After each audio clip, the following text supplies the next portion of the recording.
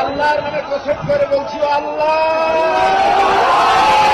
তোমার জাতের কসম, তোমার ইজ্জতের কসম, তোমার সম্মানের কসম, 1971 সনের এক ফোঁটা বাড়ি বা কাদা আমার গায়ে লাগে নাই, লাগে নাই, লাগে নাই। আমরা যে আসামি করা হয়েছে দেলোয়ার হোসেন সাঈদী, আপনি বলছেন যে সে এই আমার স্বামীকে হত্যা করছে নিয়ে। না না না, এরকম পাশি কথা বলতে বাবা, এরকম কত কম গান আমি একজন মসজিদ এইরকম কথা বলতে আমি আরে চিনি এরা দেই এরা জানি। সাক্ষী চাই আমার কাছে, আমি বলি না দিতে কোনো সাক্ষী দিতে পারবো না, আমি যেটা জানি সাথে বলিয়ে যাবো। আমার মায়ের সাথী হিসেবে মায়ে নাই, তার দেহিও নাই, মিলিটারিতে পাকশন তারা মারছে। এখন শুনি আমার নামে আমি আমার নাম দিয়া সাইদি সেমের নামে বিরুদ্ধে কেস হয়েছে। আমার মায়ের বেশকে সব জায়গায় খাইতেছে, আমরা খয়াদির মতন সব শহরে বাসি। মিথ্যা চাকরি করবো না, আমার 2-3 দিয়েও নেয় চাকরিতে, আমি উচিত ছাড়া মিথ্যা যেতে পারবো না। আমি কমুদের সাইজ আমার ঘর করে আসলে ইতিহাস হলে তেল বুঝতাম না। তোমরা একটা লোকের যে হারেস খাওয়াবা সে পারবা না, এ আমার এক চাকরিতে শেষ। সুপ্রিম কোর্টের সিনিয়র আইনজীবী ব্যারিস্টার রফিকুল হক বলেন, বিচার বানচাল করতেই সাক্ষী না আনার বেআইনি কাজ করেছে প্রসিকিউশন। অদ্ভুত ব্যাপার, সাক্ষী যাদের কথা বলছে তারা বলছে আমার চিনি না, মানে জানি না হিন্দু ভদ্রের কথা বলছে, সে ইন্ডিয়ায় স্টেটমেন্ট দিয়েছে আমি সাইদিকে কখন দেখিনি, জানি না কখন। মিথ্যা কথা তারা বলার জন্য চেষ্টা করছে, আমি মিথ্যাটা বলতে পারবো না, সেই জন্য আনেনি। বলতে বলছে সাইদি সাহেব ছিল এই কথা বলবো, আমি ছিল না, আমি বলতে পারবো না, আমি মিথ্যাটা যারা আমি দেখিনি আমার বাড়ি কি হয়ে আমি বলবো। গেছে 3 তারিখ, এবার সোমবার গেছে বলে সাক্ষী দিতে, আমার স্বামী সত্য সাক্ষী দিতে গেছে 3 তারিখ, আগে যাইতে কইছে যায় না, এরপরে এই ভাইও বলে ছেলে এবার 3 তারিখে সত্য সাক্ষী দিতে গেছে।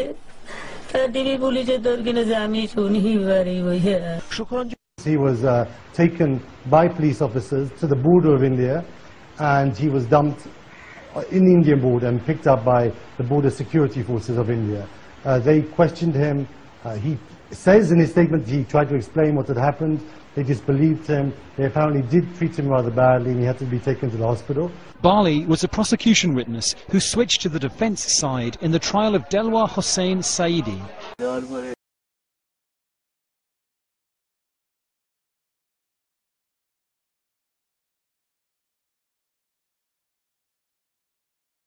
প্রসিকিউশন পক্ষে দাখিল করা সারসিনা আলিয়া মাদ্রাসার সনদ বিলি রেজিস্টার হতে দেখা যায় যে 1957 সালে পাশ করা দাখিল সার্টিফিকেটে তার নাম দেলোয়ার হোসাইন সাঈদী এবং পিতার নাম ইউসুফ সাঈদী।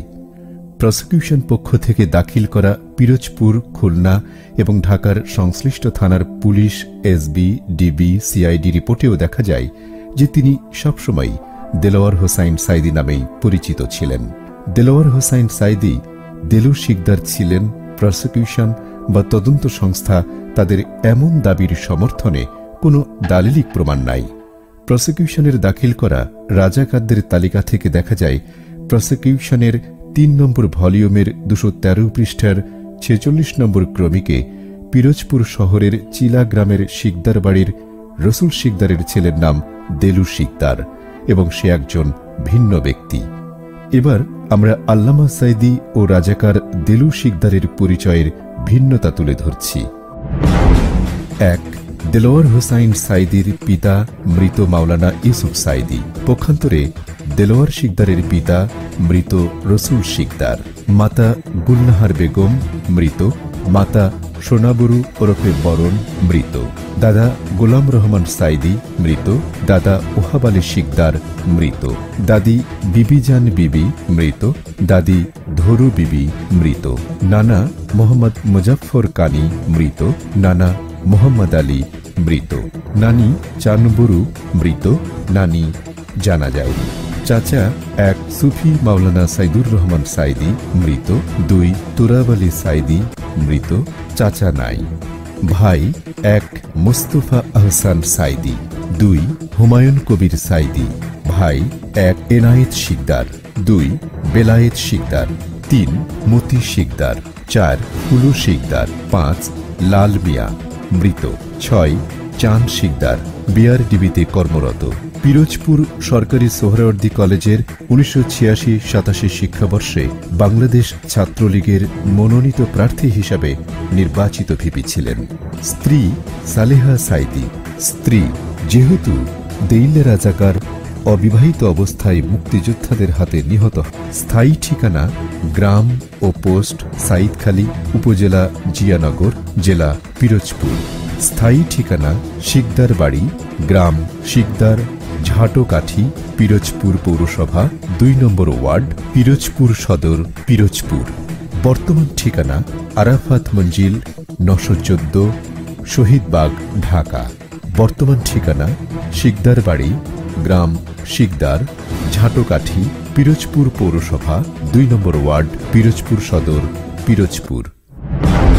1964 সালে যশোরের কেশবপুরে আয়োজিত ওয়াজ মাহফিলের লিফলেট, যেখানে বক্তা নামের তালিকায় তার নাম লেখা আছে দেলোয়ার হোসাইন সাইদি। 1974 সালের 29 ডিসেম্বরের দৈনিক ইত্তেফাক পত্রিকা, যেখানে PNT, যা বর্তমানে TNT কলোনি, সেই কলোনি মসজিদে তাফসির মাহফিলের খবর প্রকাশ করা হয়। সেখানে তাফসির কারক হিসেবে নাম লেখা আছে দেলোয়ার হোসাইন সাইদি।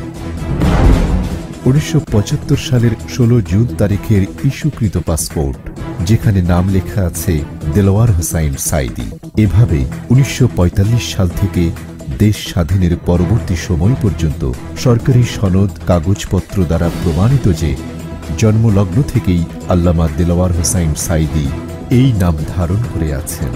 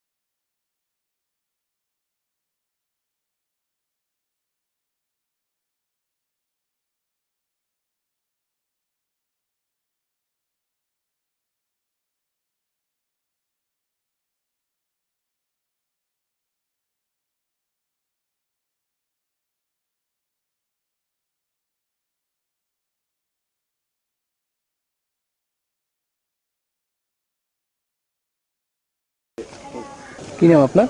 মধুসূদন জানা।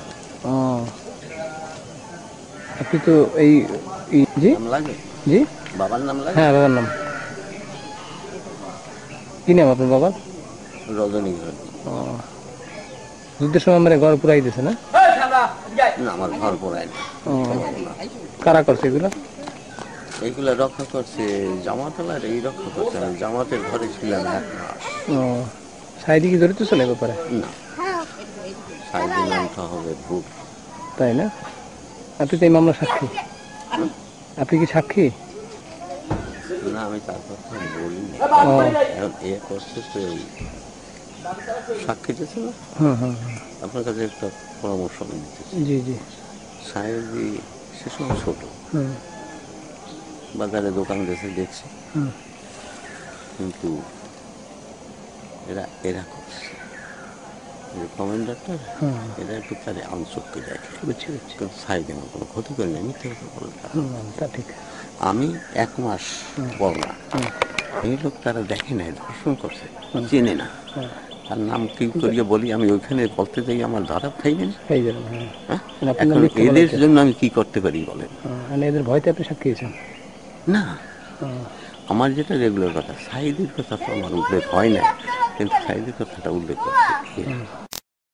মুক্তিযোদ্ধা শহীদুল ইসলাম সেলিম, সরকার পক্ষ থেকে অভিযোগ উত্থাপন করা হয়েছে এই সেলিমদের বাড়িতে আল্লামা সাইদি পাক সেনাদের দিয়ে তাদের বাড়িতে আগুন দিয়েছে এবং তার বাবাকে নির্যাতন করেছে। আয়োর কাছে কি আপনি এরকম কিছু বলেছেন যে সাইদি আপনাদের বাড়িতে আগুন দিয়েছে? সাইদি আমি যেটা দেখি না সেটা আমি কি করে বলবো? আপনি আয়োর কাছে আলটিমেটলি যা ঘটেছে মানে শুরুতে আমাকে যা বলছেন ওটাই বলেছেন। আমি যেটা বলছি সেটা হিসাবে একটা আছে, এখন উনি কি সাবমিট করছেন কি না করছেন এটা আয়োর সাহেব জানেন, যেহেতু আমরা তো দেখিনি। যদি অনেস্টলি জিজ্ঞেস করা হয়, আপনি তো জানেন একজন মুক্তিযোদ্ধা হিসেবে, সাইদি কি আসলে রাজাকার ছিল? না, সাইদি সাহেব রাজাকার ছিলেন না। প্রশ্নটা হচ্ছে যে আসলেই এই দেলোয়ার হোসেন সাইদি কি আসলে দেলোয়ার শিকদার কিনা? আপনি একটা জেনারেল মানে কমন সেন্সেই দেখেন, যদি এটা বোঝার জন্য খুব বড় লিগ্যাল এক্সপার্ট হওয়ার দরকার নেই। যদি এইটা দেলোয়ার হোসেন সাইদি যদি ঠিক দেলু শিকদার না হয়, তাহলে দেলোয়ার হোসেন সাইদির উপরে যে জাজমেন্ট দেওয়া হয়েছে এটা 100% ইনজাস্টিস। এটা ঠিক কিনা? ভেরি বেইনসাফ একটা কাজ। এখন আমার তথ্য যা বলে, একজন লয়ার হিসেবে আমি স্টাডি করেছি, উইটনেস স্টেটমেন্ট গুলো দেখেছি, আমার কাছে ফুল জাজমেন্ট আছে এবং সবগুলা মানে এক্সিবিট আছে আমার কাছে। If you want I can show. Number 1 হচ্ছে যে ডিফেন্স লয়ার যে স্টেটমেন্ট গুলো দিয়েছে, নাম্বার 1 হচ্ছে দেলোয়ার হোসেন সাইদি 1940 সালে জন্মগ্রহণ করেন। 40 সালে দেলোয়ার হোসেন সাইদি জন্মগ্রহণ করেন। 1945 সালে তার বোনের বিয়েতে দেলোয়ার হোসেন সাইদির বাবার নাম ইউসুফ সাইদি হিসাবে স্পষ্ট লেখা, এটা দেওয়া হয়েছে। 1957 সালে দেলোয়ার হোসেন সাইদি দাখিল পাশ করেন শর্ষিন আলিয়া মাদ্রাসা থেকে, এবং ওনার যে সার্টিফিকেটটা, অরিজিনাল যে সার্টিফিকেটটা, আপনি জানেন যে আমাদের এসএসসি এবং দাখিলের সার্টিফিকেটটা বার্থ সার্টিফিকেট হিসেবে গণ্য হয়, যেহেতু ওই সময় কোনো বার্থ রেজিস্ট্রেশন নাই। সেখানে ক্লিয়ারলি বলা আছে উনি দেলোয়ার হোসেন সাইদি এবং ওনার বাবা হচ্ছে মোহাম্মদ ইউসুফ সাইদি।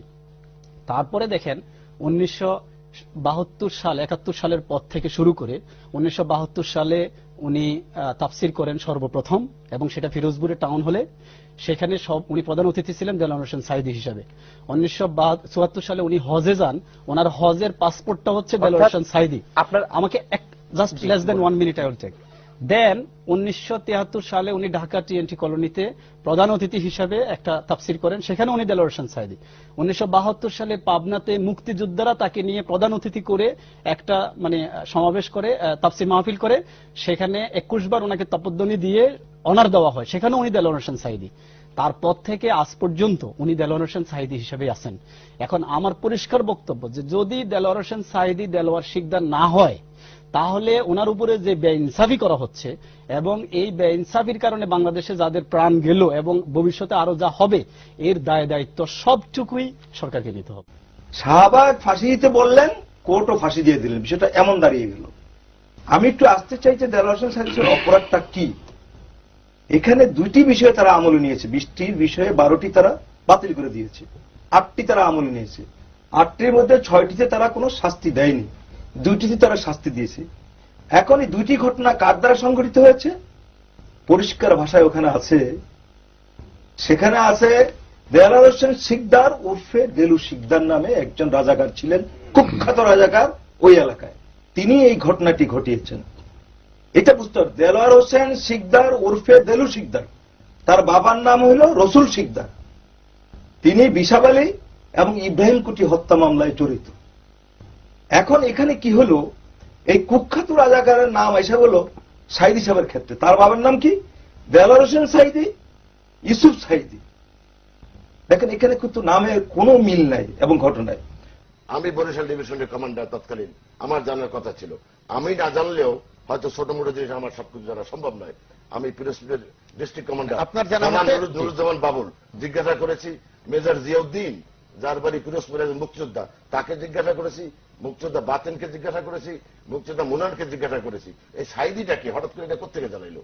তারা আমাকে বলেছে যে হি ওয়াজ নট এ রাজাকার। যেটা সাইদির ব্যাপারটাই যদি আমরা ধরি, সাইদির ব্যাপারে বলছে রাজাকার। শাহজাহান ওমর মুক্তিযুদ্ধের বিরাট কমান্ডার, বীর প্রতীক পাওয়া লোক, সে বলছে আমার তালিকাতেই তার নাম নেই। পাকিস্তান থেকে পালিয়ে এসে মুক্তিযুদ্ধ করেছেন, সুতরাং তার ওখানকার সবার নাম নেই তার। কালকে আমি কালকে না, আমি পাথরঘাটার মেয়র যিনি জেলে ছিলেন, রাজাকারদের ঘৃণা করেন, সবটাই তার জিজ্ঞাসা করছেন। আমি মল্লিক বলেন তো, কই না ও তো রাজাকার না, ও রাজাকার না, ও রাজাকার না। আমি তাইলে বলেন আপনি জিয়াউদ্দিনকে জিজ্ঞাসা করেন, আমি জিয়াউদ্দিন বলছেন যে সে রাজাকার না। এই সাইদি সম্পর্কে বলা হয়েছে সে ফয়জুর রহমান অর্থাৎ হুমায়ুন আহমেদের বাবাকে হত্যা করেছে। হুমায়ুন আহমেদের মায়ের লেখা বইতে কোথাও তার নাম নেই। আমি বিষয়টা একজন মুক্তিযোদ্ধা হিসেবে খুঁজে দেখবার চেষ্টা করেছি। আমাদের গ্রেটার বরিশালের যে মানে অন্যতম মুক্তিযোদ্ধা সেক্টর কমান্ডার জলিল সাহেব ছিলেন, তারপরে নাম্বার 2 যিনি ছিলেন মেজর শাহজাহান ওমর বীরুত্তম, তাকে আমি জিজ্ঞেস করেছি যে সাইদির বিষয়টা কি। তিনি বলেছেন যে আমার সেক্টরে যুদ্ধের 9 মাসের মধ্যে 7 মাসই, কারণ বরিশাল অঞ্চলটা নদী নালা খাল বিলে ঘেরা একটা অঞ্চল, যে 7 মাসে এটা মুক্ত অঞ্চল ছিল। বরিশাল হেডকোয়ার্টার শহর, পটুয়াখালী হেডকোয়ার্টার, এরকম 2-1টা জায়গা ছাড়া বেশিরভাগ এলাকায় তার নিয়ন্ত্রণে ছিল। তিনি কোথাও কোনো রাজাকার, পিস কমিটির লোকজন এগুলিকে কোথাও তিনি থাকতে দেন নাই। আমি তিনি বলেন যে এই নামে কারো একটা ইম্পর্টেন্ট কারোর কথা আমি শুনি নাই। এবং তিনি বলছেন আমি শুধু না, আমার সেক্টরে অন্যতম আরেকজন মুক্তিযোদ্ধা যিনি আওয়ামী লীগের পক্ষে, আওয়ামী লীগের দলের এখন সাথে রাজনীতি করছেন, মেজর জিয়াউদ্দিন, যিনি সুন্দরবন এলাকায় সম্প্রতি আহত হয়েছিলেন, আমরা সেই জিয়াউদ্দিনকে তিনি জিজ্ঞেস করেছেন। জিয়াউদ্দিন সাহেব বলেছেন যে সাইদি নামে এই ধরনের বড় কোনো রাজাকার ছিল। 1971 সালের মুক্তিযুদ্ধ চলাকালীন সময় আমরা বাড়ি থাকি, জ্যৈষ্ঠ মাসের মাঝামাঝি বাড়ি থাকি। তখন আমার বড় ভাই অসুখ অবস্থায় আমরা নিয়ে থাকি ঘরে।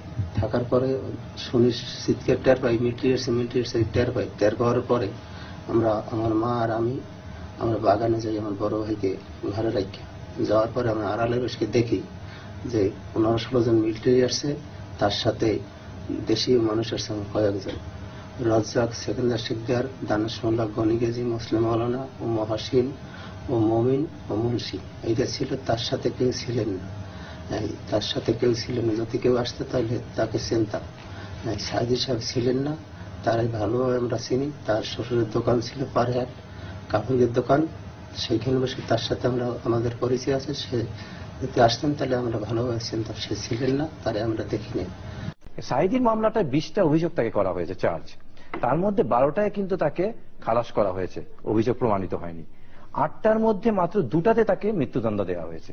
এই 2টা কেস কি? 2টা কেসের একটা হচ্ছে ইব্রাহিম কুট্টির মামলা। সেইখানে বলা হচ্ছে যে ইব্রাহিম কুট্টিকে সে হত্যা করেছে।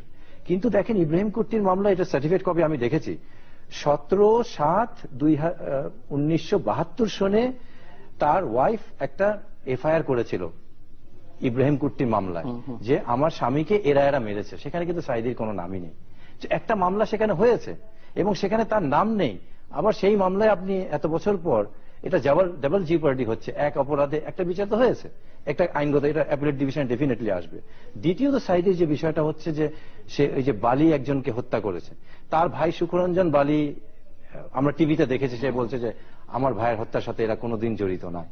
তাকে কিন্তু আইসিটির সামনে থেকেই পুলিশ কিংবা র্যাব ধরে নিয়ে গেছে এবং এটার জন্য হাইকোর্টে পর্যন্ত তারা গেছে যে তাকে উদ্ধার করে আনা হোক, এই সাক্ষীকে নেওয়া হয়নি। তো ডেফিনেটলি পাওয়া যায়নি। অ্যাপিলেট ডিভিশনে এই আইনগুলো বিশ্লেষণ তো আসবেই।